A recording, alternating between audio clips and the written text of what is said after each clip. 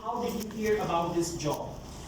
Actually, I read a newspaper and your organization was mentioned there, so I decided to apply. Very good. How to play the kids cricket?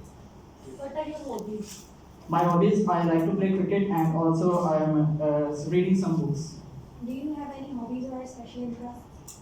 Yes, as I told earlier, I am fond of cricket and I am also reading books. I also read books. I also read books.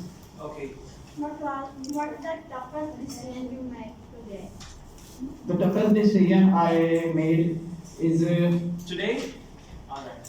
the toughest decision I made to enter in UET Lahore. Okay, but it was about today. So the toughest decision I made today was coming to Qasim Ali Shah Foundation. Yeah, that is what the comment there. Yes, please, come on. What are your greatest strengths? My greatest strength is I am self-determined and fully determined to my goal. Okay. Any co-curricular activities you are interested? Co-curricular activities, yes, I want to take part in debate society in my UET Lahore. Okay. What's your biggest fear? My biggest fear is about my parents whenever they die, as we know. Yeah. Tell any funny moment of your life. Funny moment of my life. Okay, that's very funny. Thank you.